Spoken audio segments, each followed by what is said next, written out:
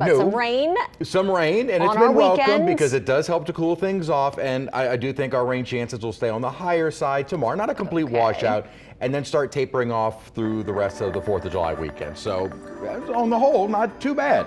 We are looking at probably a better chance of rain during the day tomorrow. All of our rainfall just for the most part gone, and we are starting to already see some clearing of those clouds. So we will begin the day tomorrow with some sunshine, and likely the warmest part of the day tomorrow will be during the morning before noon, and then once we get the clouds and rainfall to develop, those temperatures come down. At the moment, good visibility, 79 degrees right now. Still feels like 83 degrees, high humidity with a dew point of 76. We're in the 70s across most of the area, so temperature-wise, not terrible. We've actually been most of this afternoon in the upper 70s and low 80s. Our high today was 90, but that was before noon, only really for a couple of hours, even in the upper 80s. Then the rain began. Clouds stayed with us, and our temperatures again hovered fairly mild, upper 70s, low 80s. Not bad for the start of July. Again, yes, at times kind of wet, but we can just keep the overcast skies around. I'll take that. Cocodrie tomorrow, high of around 88 degrees, but again, that will likely be before noon, and then our scattered showers and thunderstorms developing. The reason we've had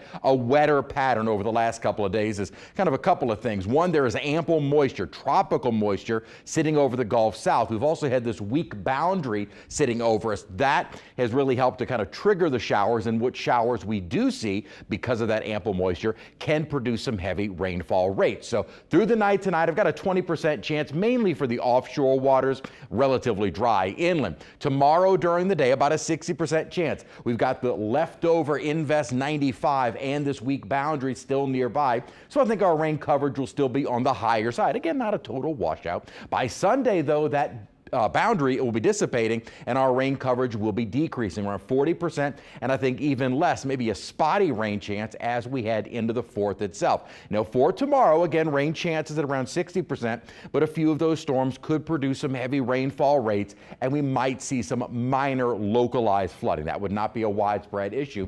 And then really for most of next week, I have our rain chances hovering at only about 30% because an upper ridge is going to be building in. Now it's possible that we get these little disturbances to kind of rotate around the ridge, and 1 or 2 days next week might have a little bit greater rain coverage than 30%, but overall most of next week I think is going to be drier than this past week, which after the rains we've had, we could use a little bit of a period to dry out. A new wave that has come off of the coast of South Carolina and Georgia now being given a 20% chance of development. Now the system right now, kind of a broad circulation, really actually right near the coast south of Charleston. Cloud cover, satellite not really showing anything that's indicating that it's a developing little system. However, look at the radar out of Charleston. There is a clear little swirl right here. Now, the Hurricane Center has that Invest Center a bit more to the west of that, but clearly something trying to get going right along the coastline. If anything does try and form, it's probably going to kind of parallel the coast, with one model taking it well offshore. Point is, this is not a threat for us.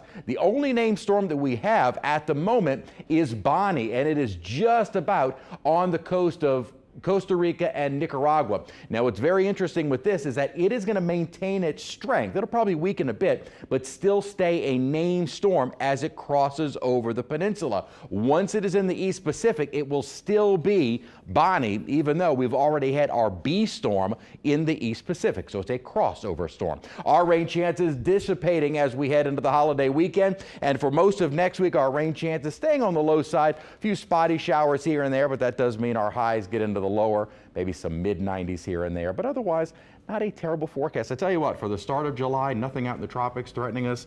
That is a good forecast. It is.